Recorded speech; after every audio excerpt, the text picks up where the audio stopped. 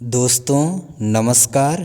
आज इस वीडियो में हम कक्षा 12वीं के साहित्यिक हिंदी वर्ग के विद्यार्थियों के लिए समास लेकर आए हैं। दोस्तों परीक्षा में समास से संबंधित 2 अंक का वस्तुनिष्ठ अर्थात बहुविकल्पीय प्रश्न पूछा जाता है। आपको सही उत्तर का चयन करके लिखना होता है। तो दोस्तों चलिए हम बिना किसी देरी के शुरू करते हैं। आप ध्यान दीजिएगा। समास। सबसे पहले हम समास की परिभाषा जानते हैं। जब 2 या 2 से अधिक पद का मतलब शब्द होता है। जब 2 या 2 से अधिक शब्दों को मिलाकर एक नवीन संक्षिप्त का मतलब छोटा शब्द बना लिया जाता है, समास कहलाता है। जैसे उदाहरण देखिए, श्वेत अम्बरम। इसमें 2 पद हैं, 2 शब्द हैं, श्वेत और अम्बरम। इन दोनों को मिलाकर एक छोटा शब्द बना लिया गया, श्वेताम्बरम। यही क्या हो गया? समास। परिभाषा भी है कि जब 2 या 2 से ज़्यादा शब्दों को मिलाकर एक छोटा शब्द बना लिया जाए वही समास कहलाता है।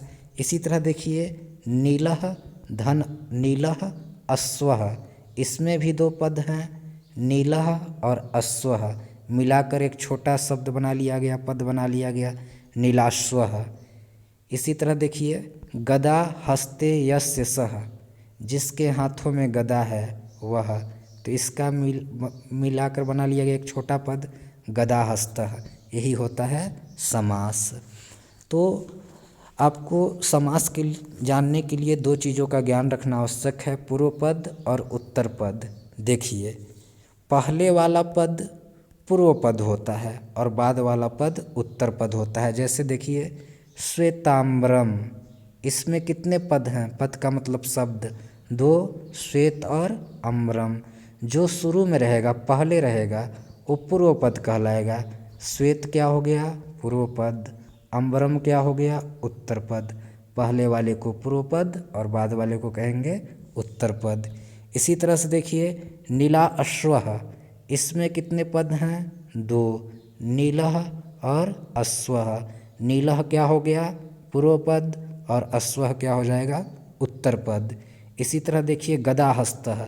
इसमें भी 2 पद हैं, गदा और हस्तः। गदा क्या है? पूर्व पद और हस्तः उत्तर पद। पूर्व पद उत्तर पद समझ गए होंगे। अब समास विग्रह समझ लीजिए। समस्त पदों को अलग अलग करने की प्रक्रिया समास विग्रह कहलाता है। जैसे श्वेताम्बरम, ये क्या है? समास है।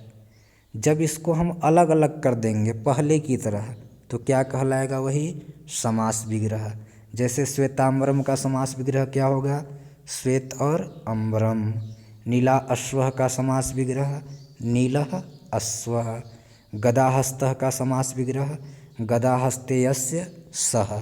मतलब पूरे पद को अलग अलग कर देना ही समास विग्रह कहलाता है और अलग अलग पदों को जोड़ देना समास कहलाता है।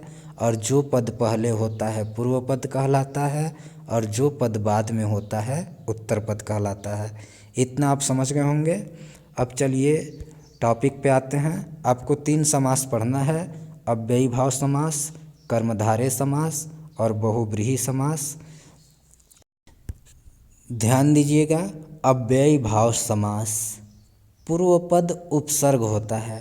पूर्व पद का मतलब पहले वाला पद, उपसर्ग होता है। उपसर्ग का मतलब, उपसर्ग शब्दांश होते हैं, शब्द के अंश होते हैं। जैसे अनु, प्रति, उप, स, यथा, निर, ये क्या हैं? उपसर्ग हैं। उपसर्गों का अपना कोई अर्थ नहीं होता। उपसर्ग किसी शब्द के पहले जुड़कर उसके अर्थ को बदल देते हैं। जैसे देखिए, अनुदीनम, तो इसमें अनु क्या है? उपसर्ग है, शब्द के पहले जुड़ा है। प्रतिदिनम, इसमें प्रति क्या है? उपसर्ग है। यथाशक्ति है, यथा उपसर्ग है। प्रत्येकः, प्रत्येकः प्रति धन एकः मिलकर प्रत्येकः होता है, तो प्रति क्या है? इसमें उपसर्ग है। अधिहरि, अधि क्या है? उपसर्ग है। सहरि, स क्या है? उपसर्ग है। अनुविष्णु, अनु क्या है? उपसर्ग है। उपनगरम, उप क्या है, उपसर्ग है। निर्जनम, निर क्या है, उपसर्ग है। उपसर्ग का मतलब उपसर्ग शब्दांश होते हैं, यह किसी शब्द के पहले जुड़कर उसके अर्थ को बदल देते हैं। यहाँ पर कुछ उपसर्ग दिया है, देख लीजिए। तो कहने का मतलब यदि आपको समास में पहले वाला पद, पूर्व पद, उपसर्ग मिल जाए तो आप समझ जाइएगा कि अव्ययी भाव समास है। अव्ययी भाव समास को पहचानने का तरीका, पूर्व पद अर्थात पहले वाला पद उपसर्ग होगा। जैसे अनुदिनम में अनु उपसर्ग, प्रतिदिनम में प्रति उपसर्ग, यथाशक्ति में यथा उपसर्ग, प्रत्येकः में प्रति उपसर्ग, अधिहरि में अधि उपसर्ग, सहरि में स उपसर्ग, अनुविष्णु में अनु उपसर्ग, उपनगरम में उप उपसर्ग, निर्जनम में निर उपसर्ग है। तो कहने का मतलब कुल मिलाकर जिस समास में पहले वाला पद उपसर्ग हो आप समझ जाइएगा कि वह अव्ययी भाव समास है। अब अगला देखिए, कर्मधारय समास। पूर्व पद विशेषण तथा उत्तर पद विशेष्य होता है। कर्मधारय समास में पूर्व पद, पहले वाला पद विशेषण, विशेषण का मतलब जो विशेषता बताता हो, तथा उत्तर पद विशेष्य होता है। विशेष्य का मतलब जिसकी विशेषता बताई जाती है। जैसे भारत महान है, तो यहाँ पर विशेषता कौन सा शब्द बता रहा है, महान। तो महान क्या हो गया, विशेषण। जो विशेषता बताए वो विशेषण। किसकी विशेषता बताई जा रही है, भारत महान है, भारत की, तो भारत क्या हो जाएगा, विशेष्य। सांप काला है, तो यहाँ विशेषता कौन बता रहा है, काला, तो काला क्या हो गया, विशेषण। किसकी विशेषता बताई जा रही है, सांप की, कि सांप काला है, सांप क्या हो गया, विशेष्य। जो विशेषता बताए वो विशेषण और जिसकी विशेषता बताई जाए वो विशेष्य। तो जिस समास में पूर्व पद विशेषण हो और उत्तर पद विशेष्य हो वहाँ पर कर्मधारय समास होता है। उदाहरण के द्वारा समझिए, कृष्ण सर्पः, कृष्ण सर्पः। इसमें दो पद हैं, कृष्ण और सर्प। कृष्ण का अर्थ काला, सर्प का अर्थ सांप। सांप काला है, तो यहाँ सांप काला है। पूर्व पद क्या है, विशेषण है, कृष्ण काला, और उत्तर पद सर्प क्या है, विशेष्य है, सर्प की विशेषता बताई जा रही है। पित्त वस्त्रम, पित्त का मतलब पीला, वस्त्रम का मतलब वस्त्र। वस्त्र कैसा है, पित्त वस्त्रम, पीला है। महावीरः, वीर कैसा है, महान है।